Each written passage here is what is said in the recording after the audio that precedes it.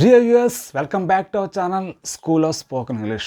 మనం డైలీ లైఫ్లో నిత్యం రకరకాల వర్డ్స్ యూజ్ చేస్తూ ఉంటాం. అలాంటి కొన్ని వర్డ్స్ని తీసుకొని ఈ వీడియో లెసన్లో ఎగ్జాంపుల్స్తో నేను మీకు ఎక్స్ప్లెయిన్ చేయబోతున్నాను. So what are waiting for? Let's get started. First one, this morning అంటే ఈ రోజు ఉదయం. ఈ రోజు ఉదయం చెప్పడానికి చాలామంది టుడే మార్నింగ్ అని చెప్తూ ఉంటారు. That is the absolutely wrong. Today morning అని చెప్పి మనం ఇంగ్లీష్లో చెప్పరాదు. దానికి బదులుగా దిస్ మార్నింగ్ అని చెప్పాలి. This morning, this afternoon, this evening అంటే ఈరోజు ఉదయం, ఈరోజు మధ్యాహ్నం, ఈరోజు సాయంకాలం చెప్పడానికి అలా దిస్ యూజ్ చేయాల్సి ఉంటుంది. I have tea this morning, ఈరోజు ఉదయాన్నే టీ తాగాను. I'm not here this morning, నేను ఈరోజు ఉదయాన్నే ఇక్కడ లేను. ఇలా దిస్ మార్నింగ్ వాడుతూ ఉంటాం. నెక్స్ట్, ప్రాపర్లీ, సరిగ్గా. సిట్ ప్రాపర్లీ, సరిగ్గా కూర్చో అంటే అడ్డదడ్డం కాకుండా సరిగ్గా కూర్చొని చెప్పినప్పుడు ఇలా ప్రాపర్లీ యూజ్ చేస్తుంటాం. అలాగే డూ ఇట్ ప్రాపర్లీ, సరిగ్గా చెయ్యి అంటాం. నెక్స్ట్, ఫుల్, నిండుగా. మై స్టమక్ ఈజ్ ఫుల్ అంటే నా కడుపు నిండుగా ఉంది అంటే ఖాళీ లేదని చెప్పేటప్పుడు ఇలా ఫుల్ అనే ఒక వర్డ్ యూజ్ చేస్తుంటాం. The water tank is full, ఆ వాటర్ ట్యాంక్ అంతా ఫుల్గా ఉందంటే నిండుగా ఉందని చెప్పేటప్పుడు ఇలా ఫుల్ వాడుతుంటాం. అలాగే పూర్తి అనే అర్థంలో కూడా మనం ఫుల్ యూజ్ చేస్తూ ఉంటాం. ఐ నీడ్ ఫుల్ ఇన్ఫర్మేషన్, నాకు పూర్తి సమాచారం కావాలి. ఇలా ఫుల్ అనే దాన్ని పూర్తి అనే అర్థంలో కూడా మనం వాడుతూ ఉంటాం. నెక్స్ట్ వన్, బై అంటే కొనుట. I will buy a new phone soon, తొందరలో ఒక కొత్త ఫోను కొనబోతున్నాను. తొందరలో అంటే సూన్. చూడండి, విల్ బై యూజ్ చేసి అంటే ఫ్యూచర్లో కొంటా అని చెప్పేటప్పుడు. I don't want to buy it, నేను దాన్ని కొనాలని అనుకోవడం లేదు. చూడండి, డోంట్ వాంట్ అంటే కోరుకోవడం లేదు, అనుకోవడం అని చెప్పేటప్పుడు డోంట్ వాంట్ వాడుతూ ఉంటాం. నెక్స్ట్, రీజన్, కారణం. What is the reason for your absent? ఆబ్సెంట్కి అంటే నిన్న కావచ్చు, మొన్న కావచ్చు, ఆబ్సెంట్కి కారణం ఏంటని చెప్పి ఇలా అడుగుతున్నప్పుడు రీజన్ చెప్పి అడుగుతున్నాను. అంటే రీజన్ అంటే కారణం. అలాగే I don't know the reason, నాకు కారణం తెలియదు. Next one is sick. Sick అంటే అనారోగ్యంగా ఉండుట. సిక్ ప్లేస్లో మనం అన్వెల్ యూజ్ చేయొచ్చు, అలాగే ఇల్ కూడా యూజ్ చేయొచ్చు. Unwell, ill. He has been sick for a week అంటే వారం రోజులుగా అతను అనారోగ్యంగా ఉంటున్నాడు. అలాగే he has been unwell for a week, he has been ill for a week. ఈ మూడు కూడా మనం యూజ్ చేయొచ్చు ఒకే అర్థంతో. నెక్స్ట్, రెగ్యులర్లీ, క్రమం తప్పకుండా అంటే డైలీ అనమాట. నిత్యం అన్న సెన్స్లో మనం రెగ్యులర్లీ అనే పదాన్ని వాడుతూ ఉంటాం. I read a news paper regularly, రోజు కూడా నేను న్యూస్ పేపర్ చదువుతూ ఉంటాను. క్రమం తప్పకుండా అంటే రోజు అంటే డైలీ అనే మీనింగ్ వస్తుంది. అదే క్రమం తప్పకుండా అయితే రెగ్యులర్లీ అనే మీనింగ్ రావడం జరుగుతుంది. నెక్స్ట్, రూట్, మార్గం అంటే వే కూడా యూజ్ చేయొచ్చు రూట్ అనే ప్లేస్లో. Do you know the route to book shop? Book షాప్కి వెళ్ళే మార్గం తెలుసా? లేదా do you know the way to the book shop అని కూడా మనం చెప్పొచ్చు.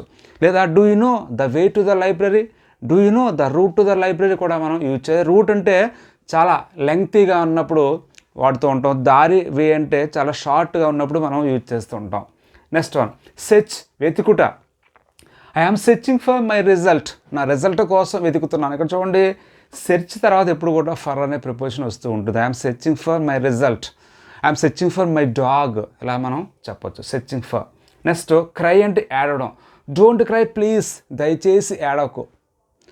Right now she is crying, ఇప్పుడు ఆమె ఏడుస్తూ ఉంది. ఇలా మనం క్రై అనే దాన్ని ఏడవడం అనే అర్థంలో యూజ్ చేస్తూ ఉంటాం. Friends, next one is sight. SIGHT, sight అంటే చూపు లేదా దృష్టి అంటాం.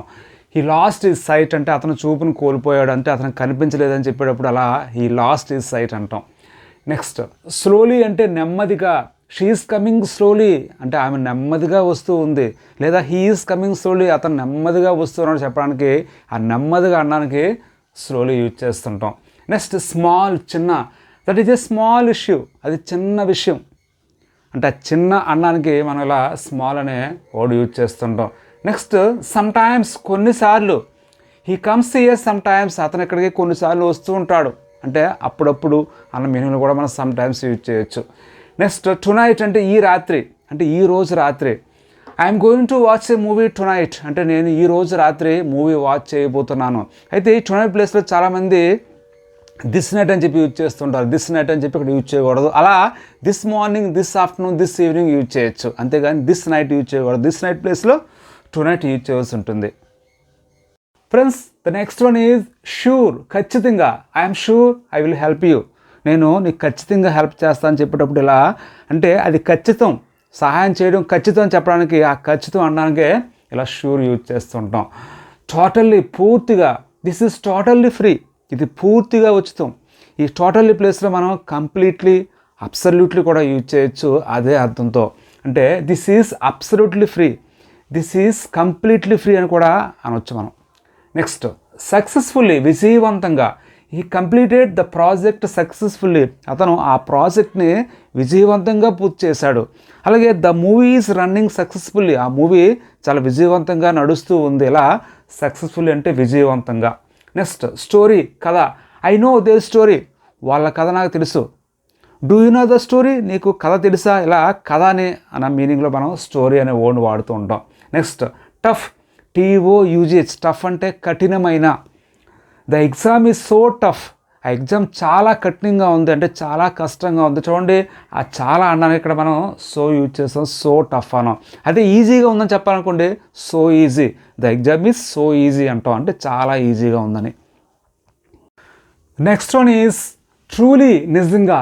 ట్రూలీ హీఈస్ ఎ డాక్టర్, నిజంగా అతను డాక్టరే. అంటే నేను చెప్పేది నిజమే అని చెప్పేటప్పుడు అలా ట్రూలీ అనే వర్డ్ మనం వాడుతూ ఉంటాం.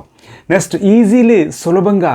You can speak English easily, అతను చాలా సులభంగా ఇంగ్లీష్ మాట్లాడగలడు. అంటే సులభంగా అంటే ఎటువంటి కష్టం లేకుండా అని చెప్పేటప్పుడు ఈజీలీ వాడుతూ ఉంటాం. నెక్స్ట్ వన్, అప్రాక్సిమేట్లీ, సుమారు. ఇట్ కాస్ట్ అప్రాక్సిమేట్లీ 5,000 రూపీస్, అంటే దాని ఖరీదు దాదాపు 5,000 రూపాయలు ఉండొచ్చు. ఈ అప్రాక్సిమేట్లీ ప్లేస్లో మనం అబౌట్ యూజ్ చేయొచ్చు, నియర్లీ కూడా యూజ్ చేయొచ్చు అదే అర్థంతో. అంటే it cost about 5,000 rupees, it cost nearly 5,000 rupees అని చెప్పి మనం చెప్పొచ్చు. నెక్స్ట్, డీటెయిల్స్ అంటే వివరాలు. I don't know the details, నాకు వివరాలు తెలియదు. Please tell me the details, దయచేసి వివరాలు చెప్పు. అంటే ఆ వివరాలు అనడానికి ఇలా మనం డీటెయిల్స్ అనే వర్డ్ని వాడుతూ ఉంటాం.